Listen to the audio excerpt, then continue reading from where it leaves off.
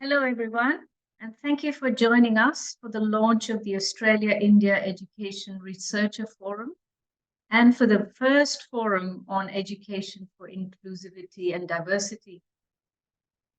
My name is Dr. Priya Rangan, and I'm the Principal Consultant for Government Projects at the Australia-India Institute.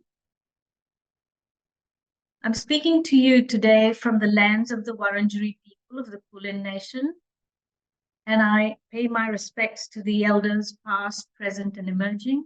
I also pay respect to all the Indigenous elders from the lands where our speakers are based and they're speaking from.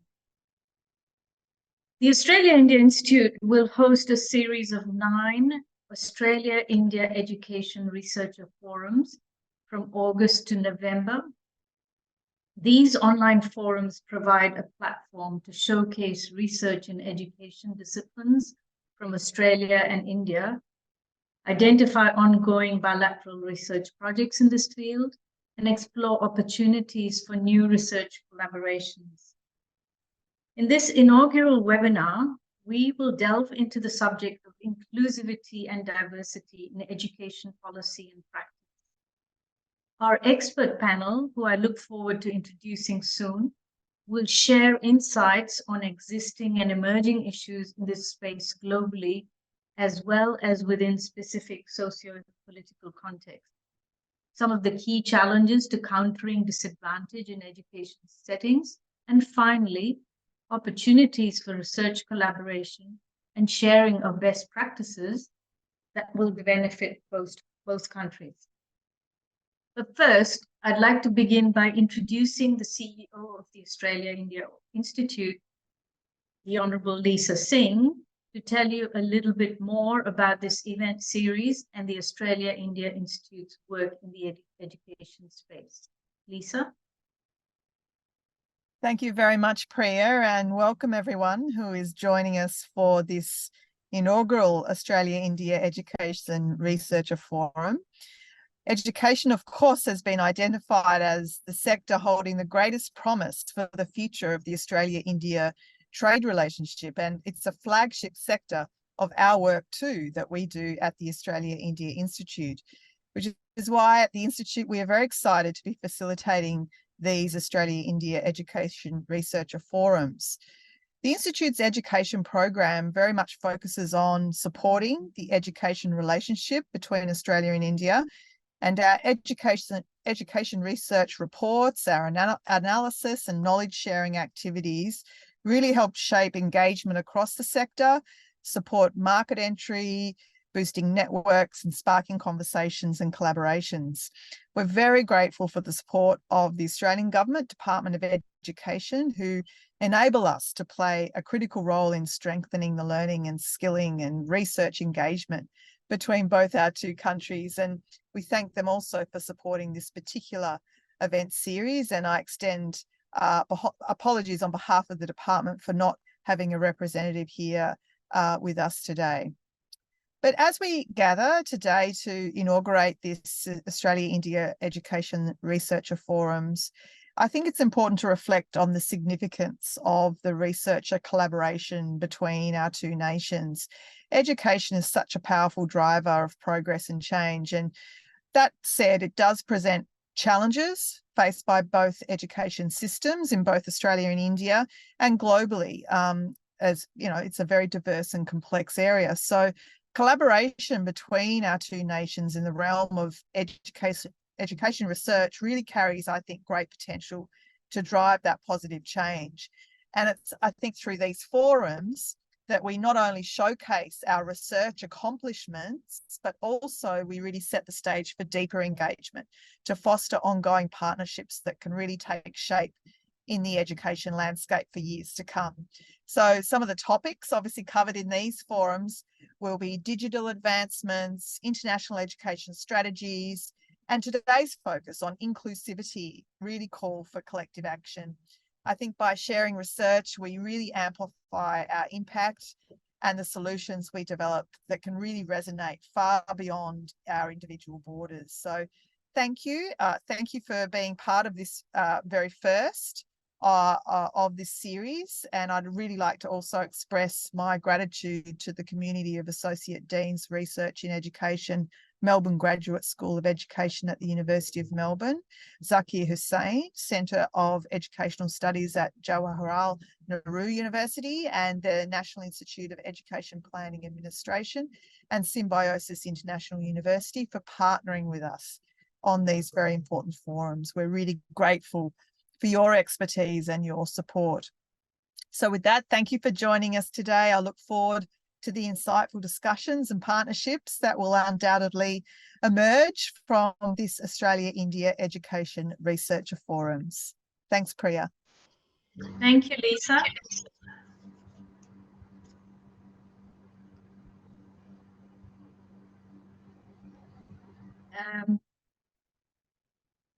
Now to our panel discussion.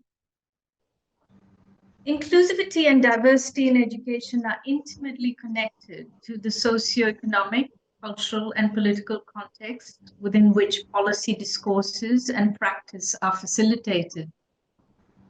Today, we have experts from two countries, India and Australia, where advocacy and research on inclusive education have been driven by factors specific to each country context. I'd like to introduce you to our expert speakers. Professor S. Srinivasa Rao is Professor of Sociology and Education and Dean of the Indira Mahindra School of Education at Mahindra University, Hyderabad. His teaching and research interests mainly center around issues of social diversity, equity, and social justice, education policy, language and multiculturalism, education, higher education, and urban and primary education. Dr. Sriti Ganguly, Assistant Professor at the School of Liberal Arts and Humanities, OP Jindal Global University, Haryana, in India, is interested in urban sociology, sociology of education and mothering, and her work focuses on the education of marginalized groups, poverty, and forms of exclusion, based on class, space, caste, and gender in the urban context. Associate Professor Lisa McKay-Brown, Associate Dean, Diversity and Inclusion, Melbourne Graduate School of Education at the University of Melbourne, is particularly interested in how students with mental health disorders and other disabilities are marginalized by education settings and how this can be challenged. Dr. Joe Mosen, lecturer in learning intervention, also from the Melbourne Graduate School of Education, has extensive experience in inclusive development across the Asia-Pacific region, and her work spans disability inclusion in education, programs, gender and disability sensitivity in curriculum development, disability rights, and the intersectionality of disability and gender in development programming. Welcome to all of you. To the audience, at the end of the panel discussion, you'll have an opportunity to ask questions. Please feel free to type your questions for our panel using the Q&A chat box provided. Let me start with a question to all the panelists and have each of you answer them, in a short, give us a little 2-minute perspective on it. So from each of your perspectives, could you identify 3 important themes or issues that are shaping the current discourses in and around equitable and inclusive education? Perhaps we can start with you, Professor Srinivasa Rao. Okay, thank you, Priya, and I thank Australia India Institute for inviting me to take part in this panel. So far as the question is concerned, the 3 most important dimensions of the discourse of diversity and inclusion in the contemporary society, I think all societies perhaps, is the changing contexts and how the socio-political and economic contexts um, deepen diversity and thereby challenge the idea of accommodating or inclusion actually of the diversities within the larger structures of education.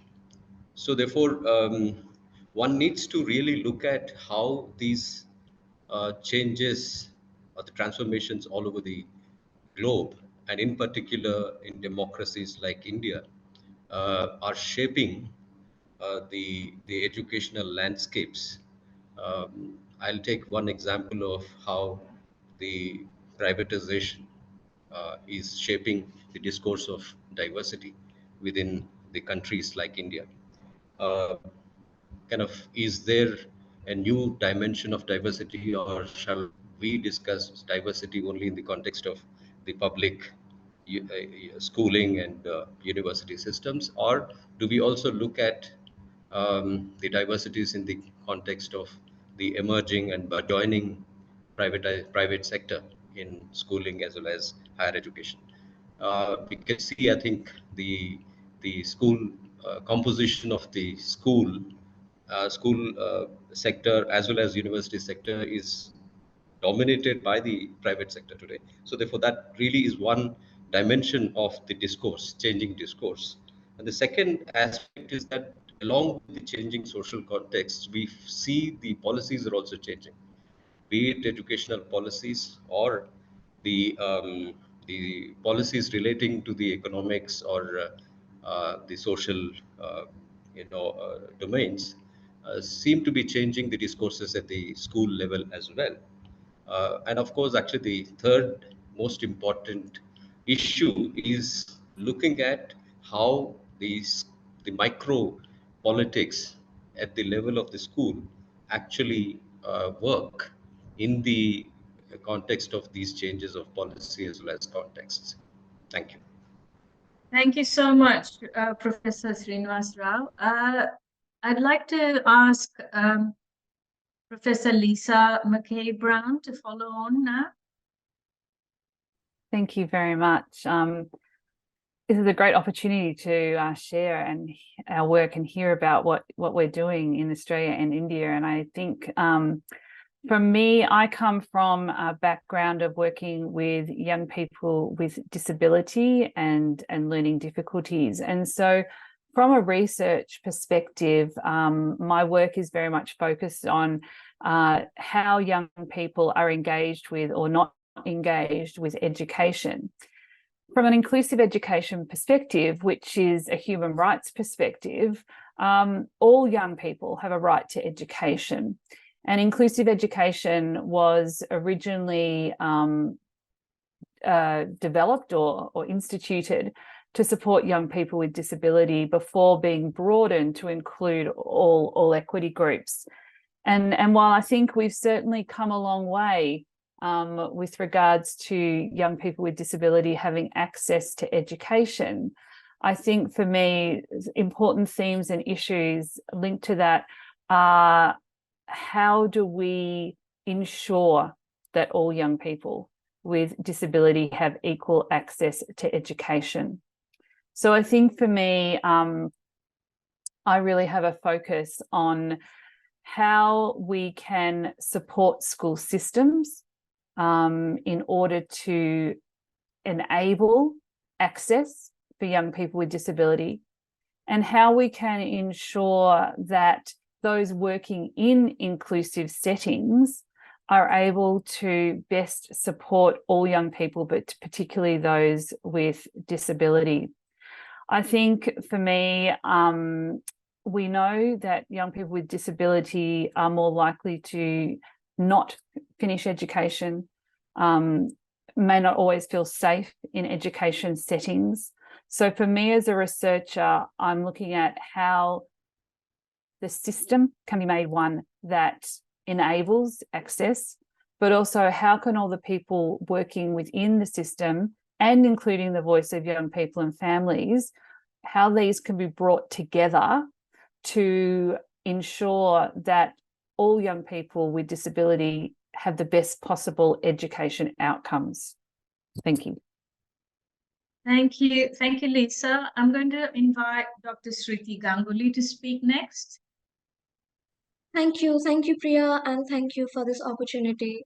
So, some of the points have already been alluded to by Professor Rao and some by Lisa, but from my research perspectives and my focus on certain areas, I do see a lot of aspiration and optimism around education, especially among the historically marginalized groups. It is not only seen as a path for upward social mobility, but it is also associated with a sense of dignity, self-confidence, and overall sense of well-being. But what continues to kind of reproduce their disadvantage or sets them up for failure is the stratified schooling structure. And I'm speaking especially in the context of India. Here we have a very differentiated schooling structure in terms of, say, private schools, budget schools, government schools, and each one catering to children from specific social backgrounds. So while there is free and compulsory elementary education, the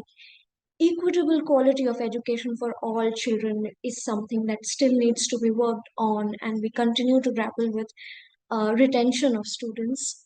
Another theme, and this is again drawing from my own work on neighborhoods and the context of home and neighborhoods, is spatializing inequalities is essential to understand how disadvantage manifests and how inclusive education can be worked upon. This is not to suggest that there is some deficit in the home or the neighborhood context, but inequalities sometimes tend to become entrenched in spatial contexts or in poor and disadvantaged neighborhoods. So it's important for schools and communities to come together to improve learning outcomes. This can be extended to also look at the differences in the rural and urban contexts. And we know from data that, especially in the post-pandemic world, schools in rural India, children have lost foundational abilities to learn, read, and write. So what we require is greater institutional support for educationally disadvantaged groups, for first-generation learners, and now more than ever. Thanks. Thank you so much, Sriti. Now I'd like to invite Dr. Jo Mosen to speak. Great, thank you. Thank you so much for this opportunity to have this wonderful exchange of ideas and experience.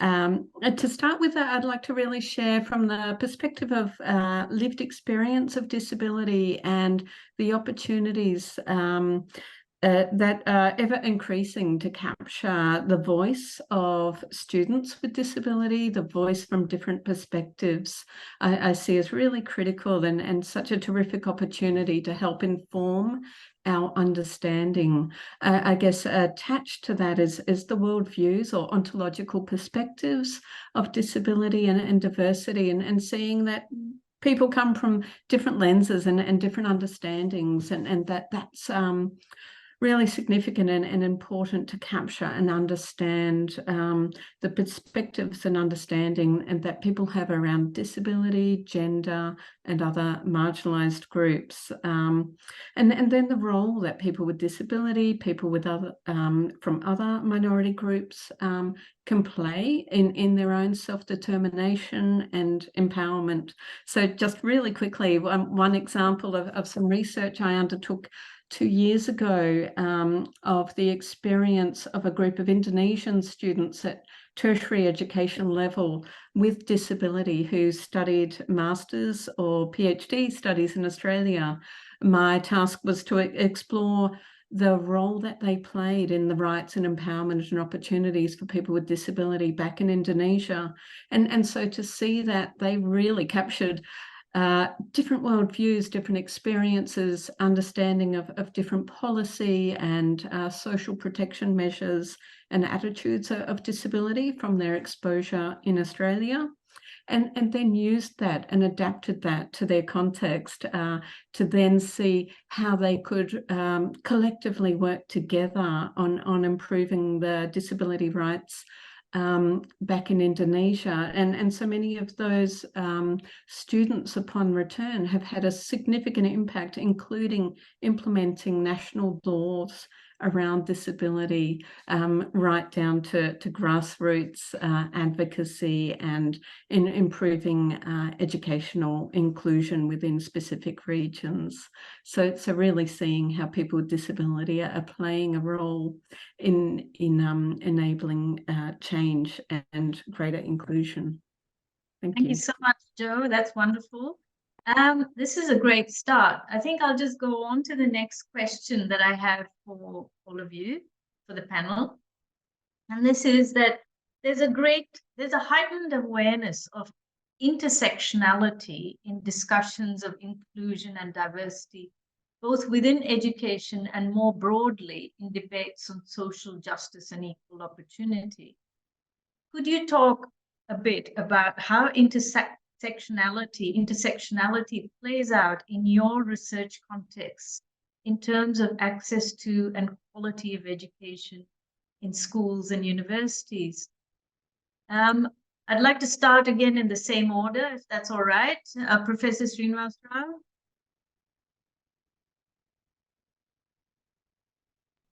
Yes, Priya. Yeah.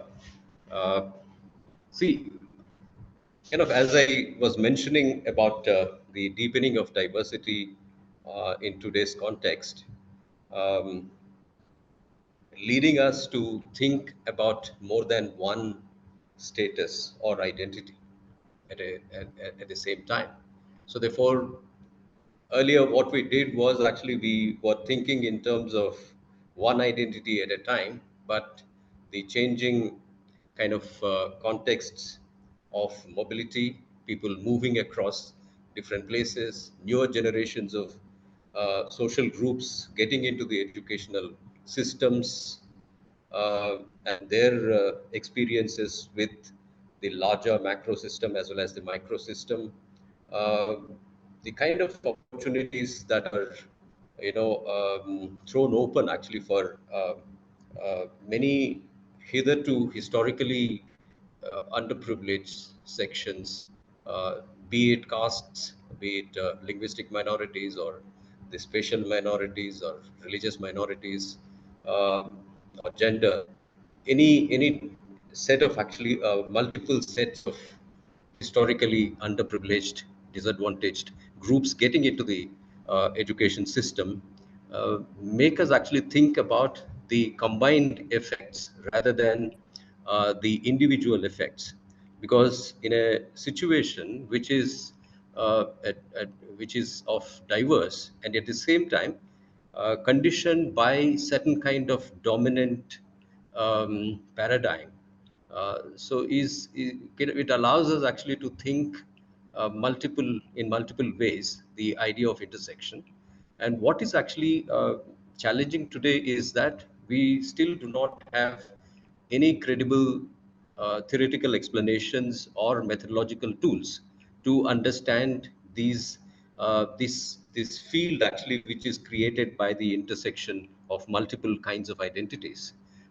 So if I take the example of a kind of a so-called lower caste member from the rural segment, um, uh, and if that person happens to be a woman, so you have multiple kinds of identities working together to produce a kind of unique lived experiences within the education system. And that, I think, is the crux of any research going forward. So I think we experience it because one example is that the class structures are changing. Structures are not meant for being static, and these structures are changing. And therefore, the educational structures or the classroom structures are also changing. And therefore, you have the kind of educational researchers also have to prepare to understand these new emerging situations and deliberate on that. Thank you. Thank you. Thank you. Lisa, could I ask you to speak next? Thank you. Thank you. I think I'd like to pick up on the idea that Professor Rao put forward, which is around this idea of people holding multiple identities. And I think particularly when working in the disability sector, very often what we hear from the people that we work with is that they feel like they are identified by the disability or by the most visible presentation that perhaps others are seeing, where this may not be the reason why they aren't at school or they're having difficulty with school. It might be something else to do with not having access to resources because maybe they come from a low socioeconomic family. So I think that it's very easy sometimes in inclusion to look at diverse groups as individual, I guess, silos, for want of a better word. And if we just deal with that particular presentation, then we're being inclusive. So for me, intersectionality is an important part of this because it recognizes the whole person, not just part of a person. And I guess an example from my research is I run a program for students who are not attending school. And they are young people who very often have a mental health disorder. However, they can be viewed by people outside of the program as being only there for their mental health.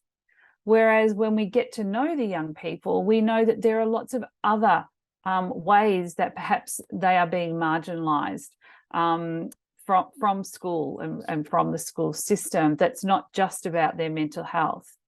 So for me, we need to see disability and other equity groups and diversity as having strengths, as being part of a whole person.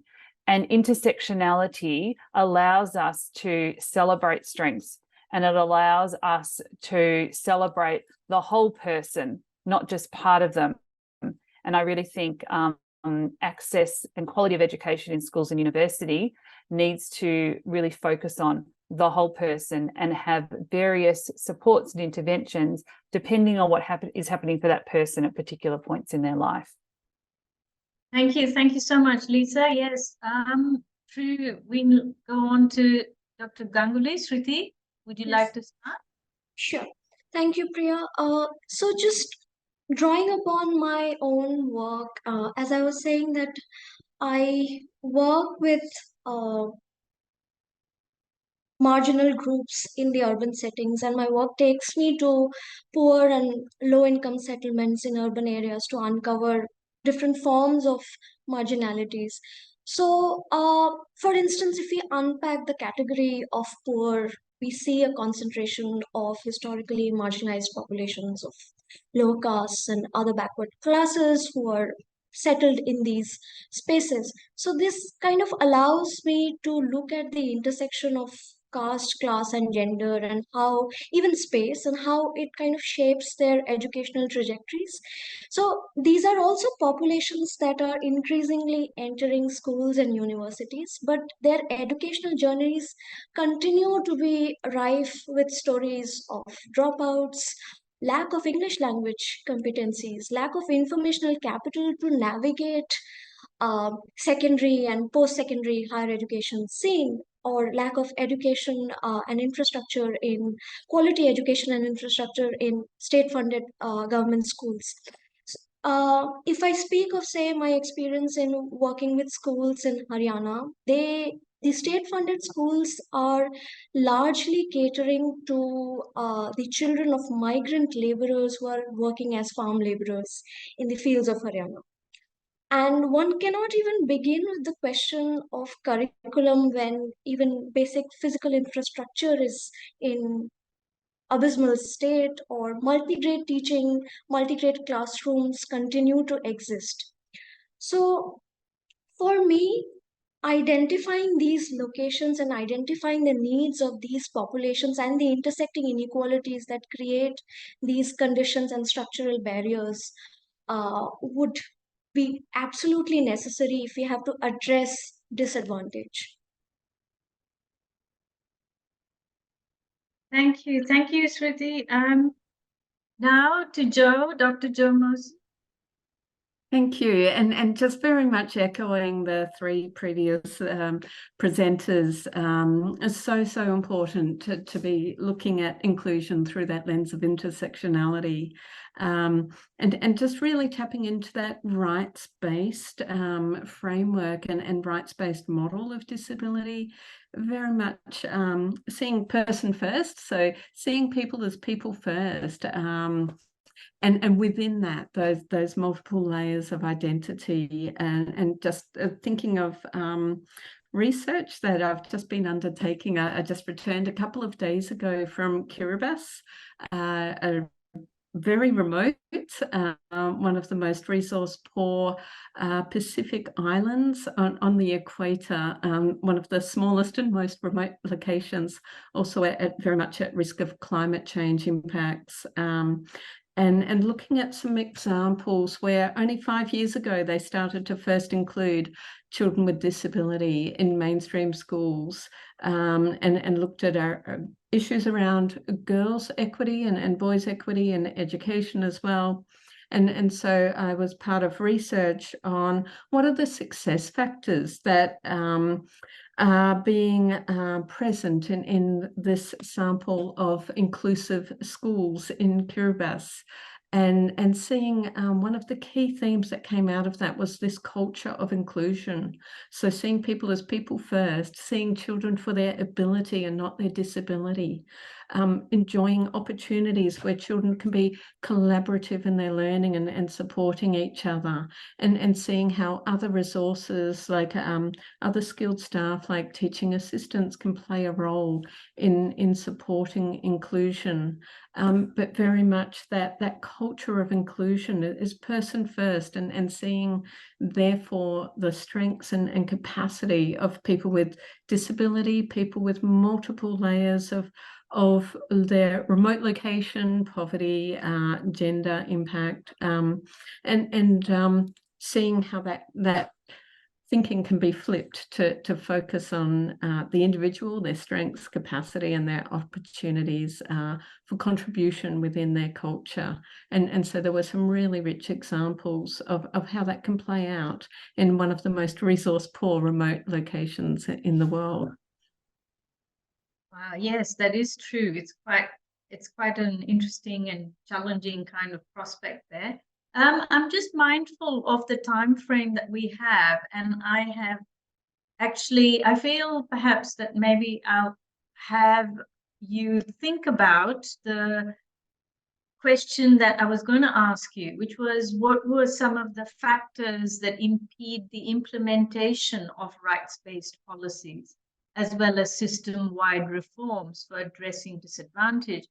I thought perhaps that rather than ask this separately, I would just kind of merge that with what I really want us to spend a little bit of time before we are open up for questions. And that is that what are the opportunities for research collaboration?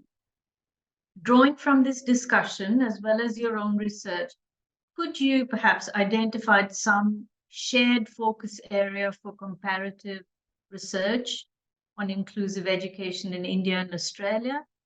What are some of the tangible outcomes that might be achieved from such comparative and collaborative projects? So perhaps we can share the slides and you could also address some of the issues of right-based policies. So we'll start with Professor Rao.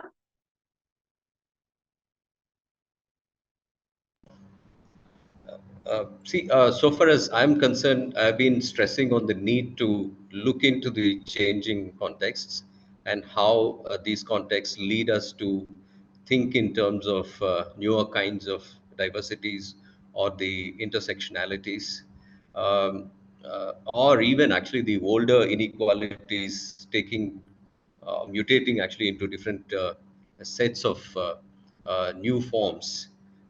So therefore, kind of one is to look at the how the migrations, the movements, and the mobilities of newer generations of populations lead us actually to rethink about our older formulations of research in the form of very conventional and traditional ideas of diversities. So this is actually one issue which is very, very important for us, I think. So we cannot continue with the similar kind of understanding of the diversity when there is a huge change in terms of the populations, newer sets of populations emerging on the scene, be it actually India or Australia or any other country. The migrations are actually affecting, the mobilities are affecting our contexts of schooling and university education, and also the societies. So that's one thing. So that actually continues. I think Sriti was also mentioning about the changing aspirations and ambitions, and how with these changes, how do we really go forward.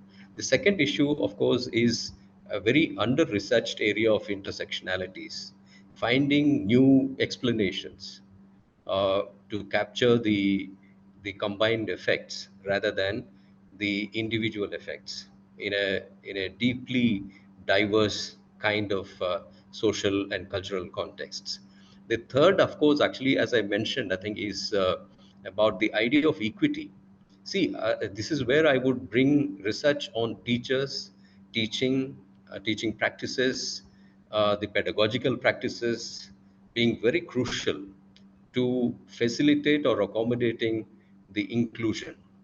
So if the teacher and the dispositions of the teacher, the whatever be the kind of diversity, whether it is the disabled or the gender or caste or race, any kind of maybe I think when we come to talk about the comparative perspectives of Australia and India, we need to find the common threads of the diversities that we could probably focus on, and look at how teachers are prepared, and how what teachers possess as their belief systems and structures, and how that seem to be impacting the classroom experiences of the new populations that are inhabiting our classrooms.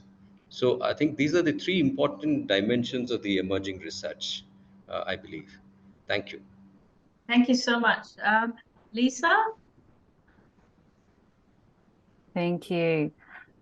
So I think I've already probably spoken a bit about intersectionality and why I see that as an area for future collaboration, because I'm really interested in better understanding how our intersectionalities impact our ability to access education in particular. And I see having opportunities to have some form of shared research project about this will be really, really useful. I know that, you know, I work mainly in the disability space, and I would really look forward to, or really value, the opportunity to research with researchers in India and get a better understanding of the different types of equity groups, and how we can, I guess, come to a shared understanding of perhaps what intersectionality might be, and how it may impact the groups that we particularly work with. I think for me, co-design of research projects is something that's really important. I know, you know, Joe will probably speak to it as well, but including people who bring lived experience of diversity into our research is so important. So very much historically, research has been done to people with lived experience rather than done with people with lived experience. And I would really welcome the opportunity for some cross-cultural collaboration, working with people with lived experience and finding out what they think is important in inclusion and diversity, and how we can work together to address issues that we might be finding in both of our countries. And then finally, I'm really interested in the implementation of rights-based policies and legislation for inclusive education. We've got great conventions, we've got global understandings of what inclusive education is. But when it comes down to the local implementation of that and the local understanding of that, things can sometimes perhaps not be implemented as well as we would like. And so for me, having the opportunity to work with other researchers to talk about what is inclusive education from them, how are they interpreting the global conventions and frameworks that have been developed in their own settings would be really important. Sort of started some of this work with a group in India called Mantra for Change, where we did a scoping review about inclusive education in India. And so much of what came out of that review is similar to what's happening here in Australia with our barriers for inclusive education. So for me, I see that as a really important area for research. How are we understanding and implementing inclusive education in our respective countries? Thanks so much, Lisa. Sriti? I'm sorry, I momentarily lost connection. Are we speaking about research collaborations between the two? Yeah, the future. Can you see the slide? I can. Thank you, Priya. So I have listed some specific yet broad areas for potential research because I felt mapping the possibilities and challenges in each of these could have implications for policy and how we conceptualize inclusive spaces. So, for instance, mapping educational journeys of women who want to access higher education and women from different backgrounds, how they navigate and negotiate with possibilities and challenges, not only at every stage, but also in different contexts. Will really help to kind of shed some light on policies. Similarly, understanding how teachers negotiate diverse classroom settings can really give some insight into everyday micro classroom processes. And not only can we learn some best practices or how they address diversity, how they navigate diversity, but also certain challenges, if they can be highlighted, they can be useful in the future for, say, teacher training programs and so on. Thank you. Thank you, Sriti. Now, Joe, over to you. Thank you. And I guess there's so many exciting opportunities for collaboration and research. So I guess from my perspective, looking at some of those opportunities around the student voice and capturing the lived experience voice of people with disability, people with other diverse backgrounds, and I guess looking at opportunities for the lived experience voice to be part of the research space, not just sharing their voice, but gathering perspectives from others as well. Very much looking through that rights-based and strengths-based lens, using like models like appreciative inquiry to capture what is working well. And so I guess one of my other interests is looking at how we understand teacher attitude and the role of attitude and how that can influence in inclusion. And, I've seen examples from research I've been part of in the most resource-rich schools in Australia where negative teacher attitudes can generate exclusion, and positive teacher attitudes, and in the most poor places in the world, are fostering just such a beautiful, inclusive learning environment and seeing success in students. So seeing that attitude can cut across culture, country and context, and just play such a significant role.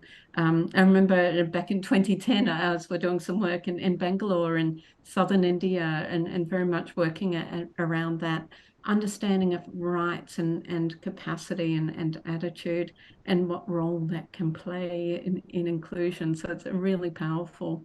And then some of those opportunities to look at, what is happening well, what are some of the similarities and differences, that are really fostering some really inclusive school cultures across both contexts, and looking at some of that intersectionality, I guess harnessing some of that work around Booth and Ainscough and the Index for Inclusion, how that's been influenced across the globe, to see those opportunities for what inclusive school cultures look like. Thank you. Thank you so much, Jo, and thank you all for your really wonderful ideas for research collaboration. I think now I'm going to pick up some of the questions that have been posted to us. I'm hoping that we'll be able to cover at least 2 or 3. So I'm going to start by reading out a question from Alice Waits, who says, we're talking about how to make classrooms, schools more inclusive. But how can we value different kinds of knowledge or learning systems outside of the mainstream education system that might be more inclusive or appropriate for different cultural learning groups? For example, Indigenous learning process. Could I ask perhaps Lisa to address that question, and then anyone else who would like to contribute, we can follow. Thank you. Yeah, fabulous question. I think that one of the things we've certainly learnt from COVID-19 here in Australia, and I can only speak to that context here in Australia, that that perhaps what we're learning from that is that there certainly is no one size fits all approach to schooling, and that for some students they require something different from the system. And I think that it's a really big and complex question, because ultimately education is guided by what the governments are providing. And I honestly believe we need to have a bigger conversation about what is education and what can education look like in order to ensure that we have true inclusion.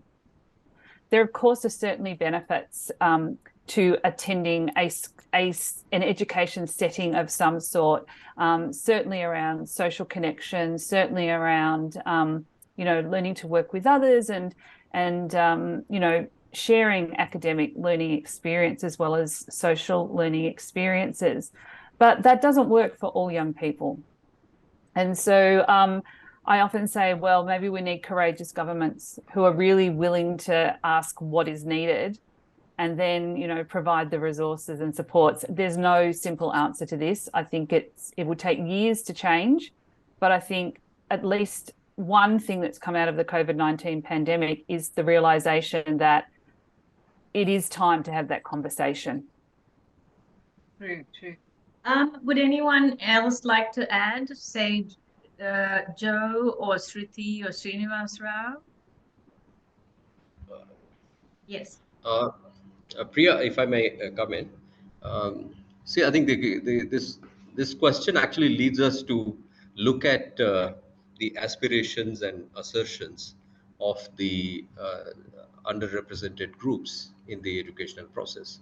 Kind of the general dominant discourse in education today across cultures, across societies, is that there's something which is dominant, and that is actually thrust upon every other group, and that makes the underrepresented groups to ask this question: where are we? How is our kind of cultures, our bodies of knowledge, our histories, actually, where are they represented? Actually, why are we absent? So therefore, I think what the dominant discourse of the contemporary educational systems kind of is put through these kinds of questions, and therefore you have this criticality emerging. So the critical pedagogical discourses are very necessary when the aspirations and assertions of the underrepresented groups and their histories and their bodies of knowledge are being actually also presented as processes of education. So the mainstream, so-called mainstream education, ignoring it actually for longer period is not a choice the democratic societies can afford. So this is what I feel. I think it's important, definitely, to enhance the experiences of those underrepresented sections. Thank you. Right.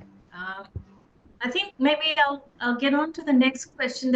I just want to pick up two questions before our time runs out, and that's this next question is from Somen Chattopadhyay, who says, I would like the panelists from India to reflect on the emerging relationship between inclusivity and diversity in view of, one, centralization of admission policy in the context of public-private divide. And he gives an example of something called CUCET.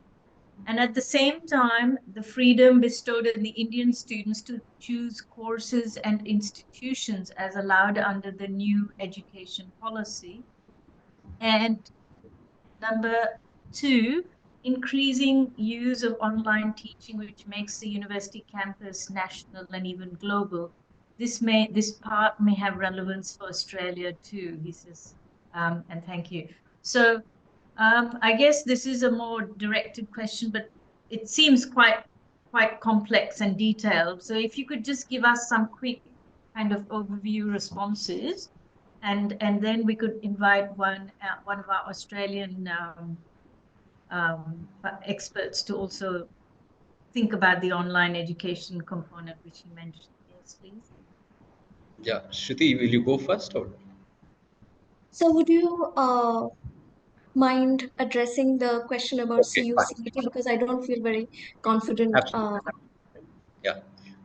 See, I think this CUCET is the Central University Common Entrance Examination test, uh, which is actually the entrance examination for admission into the federal university, university supported by the federal government, not the provincial governments or the state governments we call.